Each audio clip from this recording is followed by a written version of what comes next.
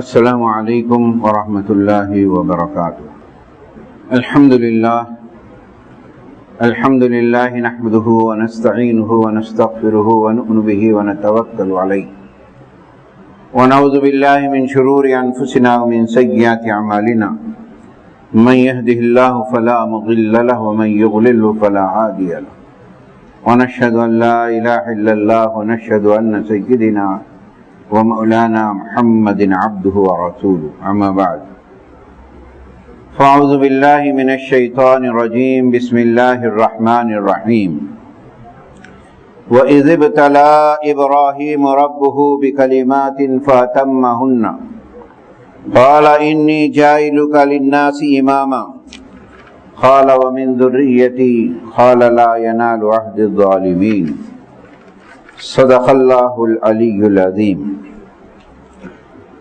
برادران اسلام، محترم بزرگوں، دوستوں اور عزیز طلباء، اللہ تبارک و تعالیٰ کا احسان عظیم ہے کہ اس نے ہمیں انسان کی حیثیت سے دنیا میں بھیجا، ہدایت کے سامان مہیا کیا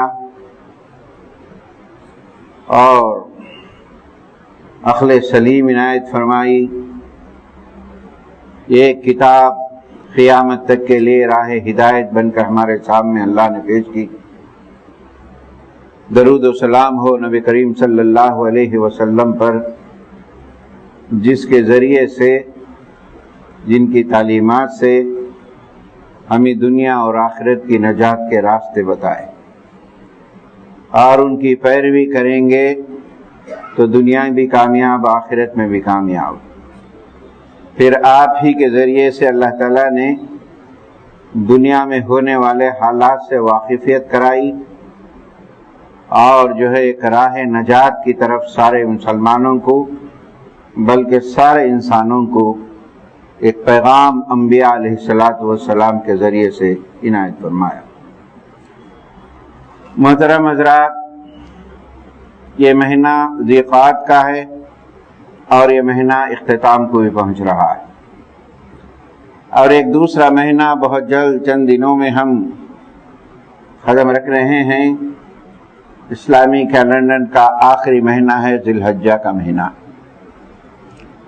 اور یہ مہینہ بہت ساری باتیں ہمیں سیکھنے کی بھی ہیں، غور و فکر کرنے کی بھی ہیں، اور ہم دعا کریں کہ حضرت ابراہیم علیہ السلام نے سورہ حج کی آیتوں کو پڑھیے۔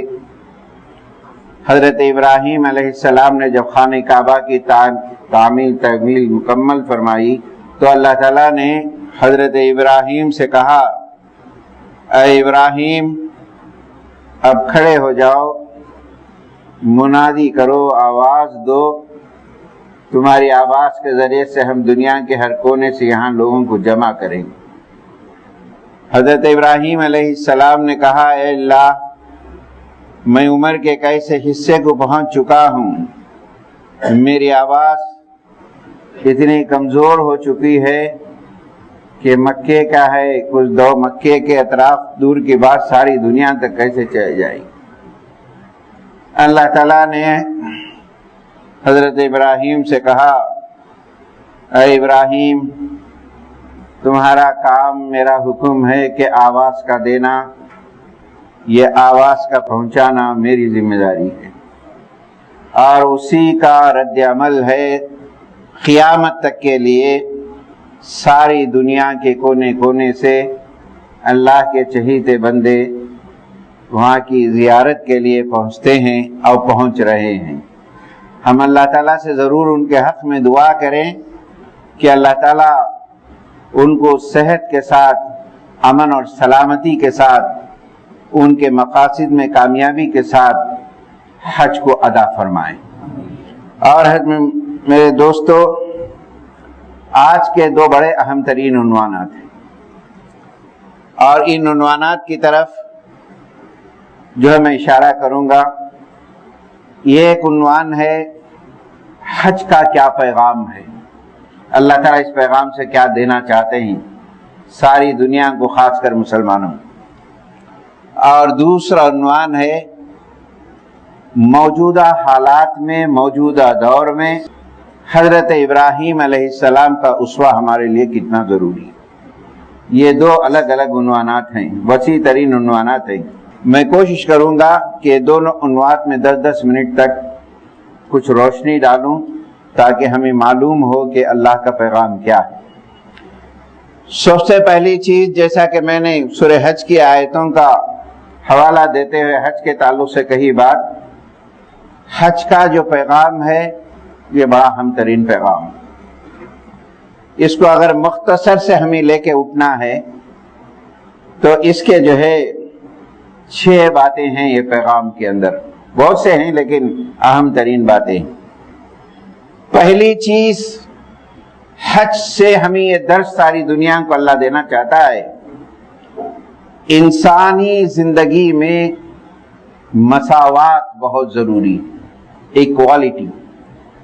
آپ دیکھیں گے حج میں جو لوگ جاتے ہیں، بڑے بڑے بادشاہ ہو سکتے ہیں اور ہر ملک کے لوگ ہو سکتے ہیں، رنگ اور نسل اور زبان کے اعتبار سے الگ الگ ہیں، لیکن وہاں جب جاتے ہیں ایک مساوات کا ساری دنیا کو یہ پیغام دیا جاتا ہے، دیکھو سارے انسان ایک ہی ہیں، اللہ ہی کے پیدا کیے ہوئے ہیں۔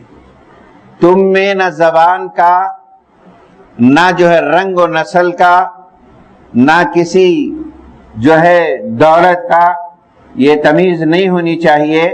یہ ایک منظر ہم دنیا کا دیکھتے ہیں حج کے اندر کہ فقیر بھی ہے، بادشاہ بھی ہے، ہر آدمی ایک جگہ ایک لباس میں پہنے ہوئے اللہ تعالیٰ کی عبادت میں لگے ہوئے رہیں۔ یہ پہلا پیغام حج کے ذریعے سے ہمیں ملتا ہے کہ ہم مساوات، ہم ایکول انسان ہیں، ہر ایک کے ساتھ انسانیت کا ہمیں سلوک ہونی چاہیے۔ دوسرا ایک پیغام حج سے ملتا ہے، عرفات کا ایک میدان ہوتا ہے جہاں حج کے دن جمع ہوتے ہیں، ایک عجیب منظر کشی ہوتی ہے، نفسا نفسی کا عالم ہوتا ہے، سفر کی تھکاوٹیں ہوتی ہیں اور ان کے چہرے پر گرد و غبار ہوتا ہے اور اللہ سے وہ دعا کرتے ہیں۔ ایک ایسا منظر ہے، میدان حشر کا ایک ادنا سی جھلک وہاں پیدا ہوتی ہے، اور وہی چیز میدان حشر کے اندر ہونے والی ہے کہ دیکھو تم سب وہاں بکھرے ہوئے ہوں گے اور وہاں جو ہوگا معاملہ وہ اللہ کا ہوگا، نفسا نفسی کا ہوگا، اور وہاں کی کامیابی اسی کی ہوگی جو آدمی یہاں سے اعمال سمیٹ کر جاتا ہے۔ یہ دوسرا پیغام ہے حج کے ذریعے سے۔ تیسرا ایک پیغام ہے، ہم اللہ کے بندے ہیں، اللہ کے احکام پہ چلتے ہیں، ہماری دوستی اللہ ہی کے لیے ہے، ہماری دشمنی بھی اللہ کے لیے ہے، اور شیطان کو کسی بھی اینگل میں کسی بھی وقت پر ہم اس کو اپنا دوست نہیں بناتے ہیں، کیونکہ وہ ہمارا کھلا دشمن ہے جو قرآن کہتا ہے۔ وہ مختلف قسم سے ہماری زندگیوں میں بہکاوے، وسوسے، کئی قسم کے حالات سے آتا ہے، لیکن ہم اس کے چال میں نہیں پھنستے ہیں اور اللہ کے ہوتے ہیں۔ ایک منظر حج میں وہ بھی ہوتا ہے جو شیطان کی عداوت کا ایک اظہار کرتے ہیں ہم، جو کنکریاں مار کر کہ جو ہے ہم تجھ سے کبھی دوستی نہیں کرتے، اور قرآن کہتا ہے کہ جو ہے شیطان کو اپنا دوست کبھی مت بناؤ، یہ بڑا دھوکے باز۔ لیکن ہم کو حج کے پیغام سے یہ ہوشیار اور چوکنا رہنی چاہیے، مختلف طریقے سے ہماری زندگی میں شیطان جو حربے کرتا ہے اس کا مقابلہ۔ چوتھی چیز، اللہ نے اس دنیا میں ہمیں بھیجا ہے ایک مقصد کے تحت بھیجا ہے۔ سارے انسانوں کے مقاصد کچھ اور ہو سکتے ہیں، لیکن اللہ نے مسلمانوں کو اور مومن کا مقصد حیات ایک الگ ہوتا ہے، اور اس کا مقصد حیات یہی ہونی چاہیے، اس کی اسٹرگل، اس کی کوشش یہ تمام اللہ کی رضا کے لیے ہونی چاہیے۔ اللہ کی رضا اس وقت ہی حاصل ہو سکتی ہے آپ کو جب تک کہ آپ اللہ کی راہ میں قربانی نہیں دیں گے۔ یہ حج کا جو ہے ایک چوتھا پیغام ہے کہ اللہ کے لیے قربانیاں جب تک ہم جان کی، مال کی، حالات کی جیسے بھی ہو نہیں دیں گے، ہم کامیاب نہیں ہوں گے۔ پانچویں چیز جو حج کا پیغام یہ ہے، ہم اللہ سے التجا کرتے. کیا التجا کرتے ہیں؟ اے اللہ تو ہی ہمارا حامی ہے، تو ہی ہمارا مددگار ہے، تو ہی ہمارا رزاق ہے، تو ہی ہمارا نگہبان ہے.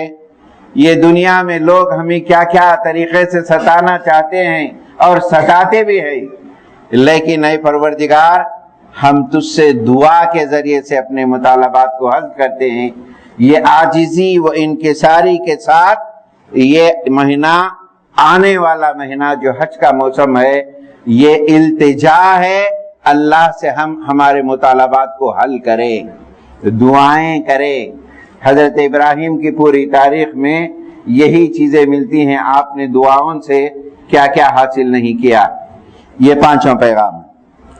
چھٹی چیز، ایک مومن، حج کے پیغام میں یہ بھی ہے، پیغام یہ ہے ایک مومن پوری زندگی اللہ کی فرمان برداری میں گزارتا ہے، اور اس کی یہ کوشش ہوتی ہے میں دنیا سے جب جاؤں، میری سانس اپنے بدن سے جب نکلے اس کی رضا کی ہو، اللہ خوش ہو جائے، میرے اعمال کو وہ قبول فرمائے، اور اس کے لیے پوری زندگی وہ کوشش کرتا ہے.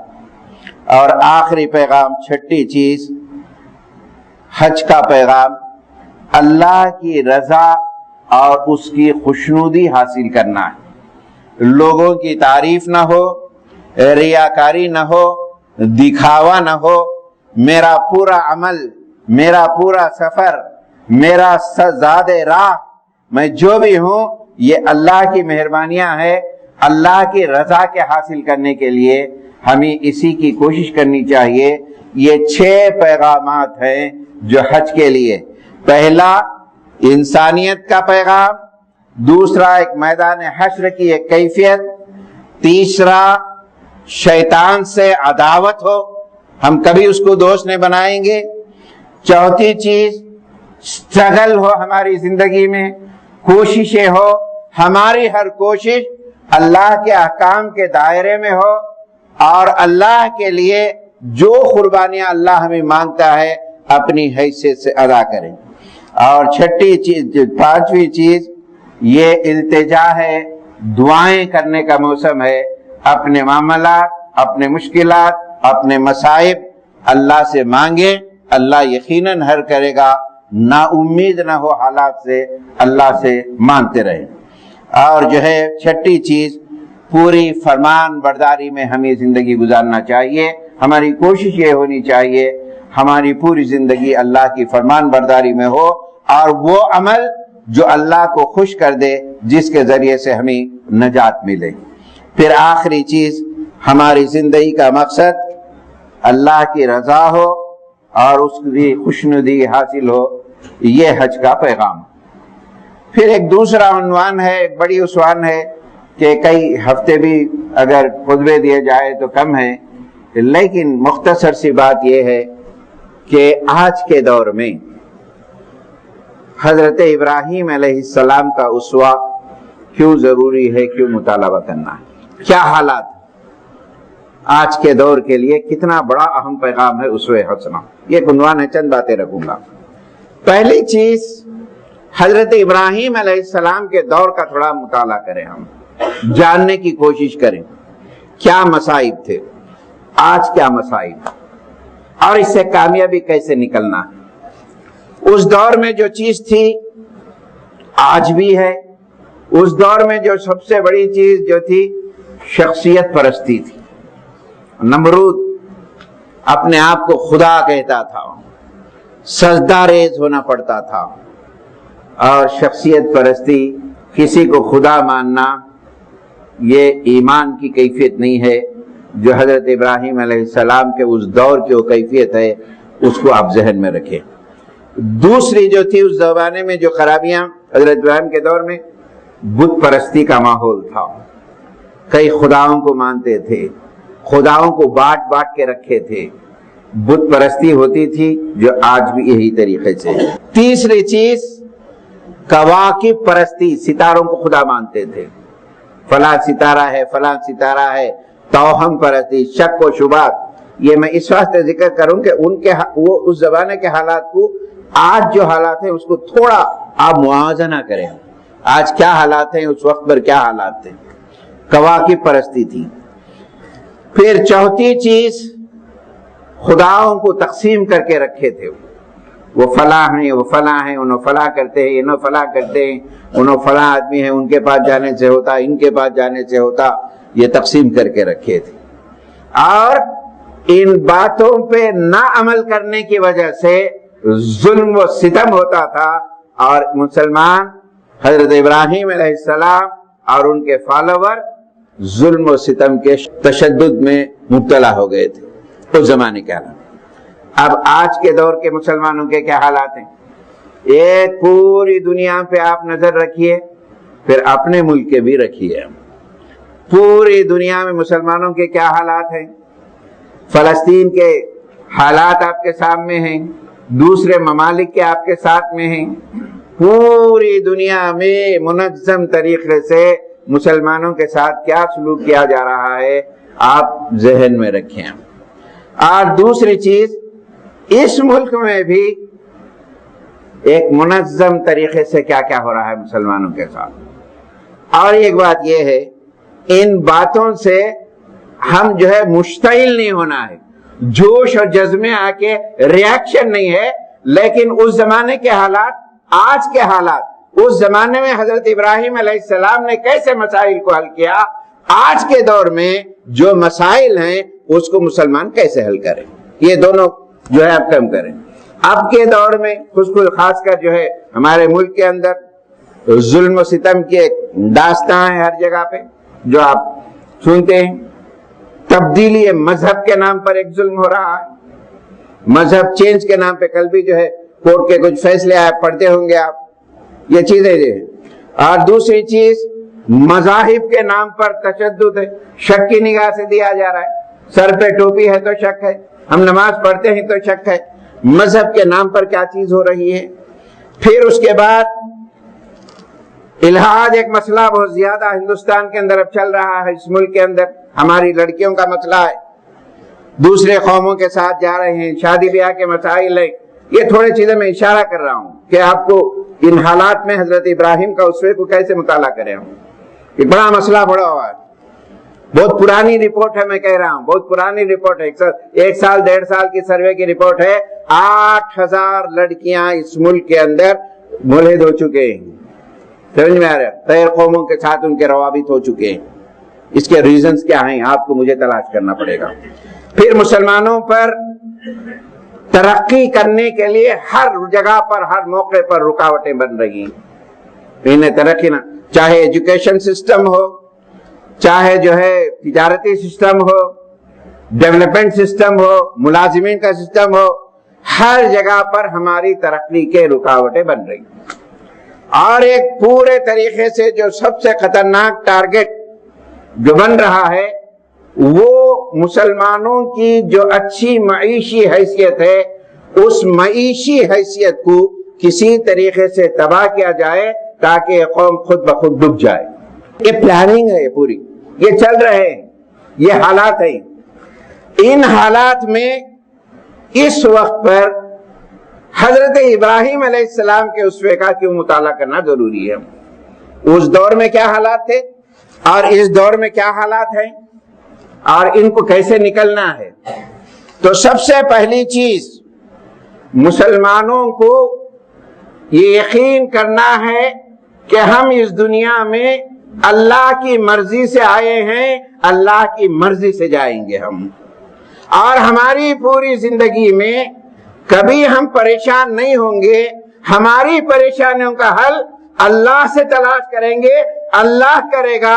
یہ تمام چیزیں دور ابراہیم میں بھی تھی، آج کے دور میں بھی ہیں. ہمارے لیے پیغام ہے. اور ایک آیت سورہ بقرہ کی آپ بار بار سنے ہوں گے، اس آیت کے اندر کیا پیغام دیا گیا ہے؟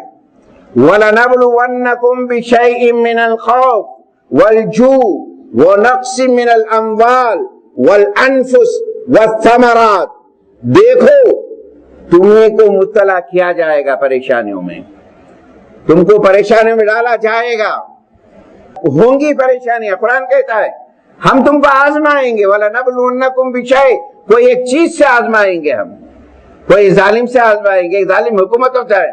وَلَنَبْلُوَنَّكُمْ بِشَيْءٍ مِنَ الْخَوْفِ, ڈر مسلط کیا جائے گا, ڈرایا جا رہا ہے, دھمکایا جا رہا ہے. دیکھو اگر ہم بات نہیں مانیں گے تو ہم آپ کو ایسا کریں گے ویسا. کتنے نوجوانوں کو مارا گیا ہے شک کی بنیاد پر, کتنے نوجوانوں کی زندگیاں خراب ہوئے ہیں شک کی بنیاد پر. قرآن کہتا ہے وَلَنَبْلُوَنَّكُمْ بِشَيْءٍ مِنَ الْخَوْفِ وَالْجُوعِ, بھوک کے ذریعے سے ہوں گا. وَنَقْصٍ مِنَ الْأَمْوَالِ, تمہاری معیشت اور اکنامی کو تباہ کیا جائے گا. ان تمام چیزوں کے اندر, ان تمام چیزوں میں آپ کوئی گھبرا نہیں, کوئی پریشانیاں مت ہو. یہ دنیا ہے, یہ دنیا گزر جائے گی, لیکن آخرت آپ کی تباہ نہ ہو. وَبَشِّرِ الصَّابِرِينَ, اور صبر کرنے والوں کو جو ہے پیغام دیا گیا. اب اس کے بعد میں نے جو آیت تلاوت کی ہے یہ پیغام ہے حضرت رسول کا. کیا ہے؟ سورہ بقرہ کی آیت نمبر 124 میں نے تلاوت کی ہے. کیا ہے؟ وَإِذِ ابْتَلَىٰ إِبْرَاهِيمَ, ہم نے ابراہیم کو آزمایا, پرکھا, جانچا. کیسے حالات ہوئے؟ باپ نے کہا, حضرت ابراہیم کے والد آزر نے کہا بیٹے اگر تو یہ پیغام کو نہ چھوڑا ملک بدر کر دیں گے. وارننگ دی گئی. پھر اس کے بعد آپ نے اپنے پیغام کو نہیں چھوڑا. پھر باپ نے حضرت ابراہیم سے کہا اگر یہ پیغام نہ چھوڑا پتھروں سے مار کر تیری جان کو نکال دیں گے, سنسار کر دیں گے. اس زمانے کے حالات آج کے حالات پر کمپیئر کریے آپ. پتھروں سے ماریں گے آپ کو, سنسار. قرآن میں نقل کیا گیا یہ حالات حضرت ابراہیم علیہ السلام. پھر وادی چھوڑے, کیا کیا نہیں ہوئے. جب آپ بیوی کے ساتھ نکلے تو ان کے ساتھ بدسلوکی کی گئی, اللہ نے کیسے حفاظت کی. یہ تمام واقعات کو ذہن میں رکھیں اور یہ آیت کو پڑھیں. وَإِذِ ابْتَلَىٰ إِبْرَاهِيمُ رَبُّهُ بِكَلِمَاتٍ, جب بھی ہم نے آزمایا کئی باتوں میں ابراہیم علیہ السلام کو. قَالَ إِنِّي جَاعِلُكَ لِلنَّاسِ, آپ پوری آزمائشوں میں اتر گئے. ہم نے کہا اب تم کو میں ذمہ دار بنا رہا ہوں. یہ حالات مسلمانوں پہ آئیں گے, ان آزمائشوں سے ہم گزریں گے. اللہ تعالیٰ وعدہ کر رہا ہے دیکھو یہ دور چھڑ گیا, اب یہ دور آنے والا تمہارا دور ہے انشاءاللہ تعالیٰ. یہ پیغام ہے, بہت ساری باتیں ہیں, پھر کبھی انشاءاللہ تعالیٰ موقع ہو تو ذکر کروں گا. میں اللہ تعالیٰ سے دعا کرتا ہوں اللہ تعالیٰ ہمیں اس دور میں حضرت ابراہیم علیہ السلام کے پیغام کو سوچنے اور سمجھ کر عمل کرنے کی توفیق نصیب فرمائے اور ہمارے ایمان کو مضبوط فرمائے. جو لوگ ہمیں نقصان پہنچانا چاہتے ہیں اے پروردگار وہ بھی تیرے ہی پیدا کیے ہوئے بندے ہیں, ان کے دلوں کو نر فرما, ان کو ہدایت سے مالا مال فرما. اے اللہ جنہیں اولاد نہیں ہوئے ہے اپنے فضل سے ان کو اولاد سے مالا مال فرما. اے اللہ موسم دن بدن سخت ہو رہا ہے, کہیں پر تیری رحمتیں اتنی برس رہی ہیں. اے اللہ ان رحمتوں کو وہاں سے یہاں بھیج دے تاکہ ہم یہ کام تیرے علاوہ کوئی نہیں کر سکتا. اے اللہ ہم تجھ سے مدد مانگتے ہیں, اے اللہ ہماری مدد فرما اور اس موسم کی سختیوں سے ہم کو بچا. اے اللہ ہمارے کاروبار میں ترقیاں نصیب فرما, ہمیں جو بیمار ہیں انہیں سے عاجلہ و کلیہ نصیب فرما. آمین. واخر الحمدللہ رب العالمین.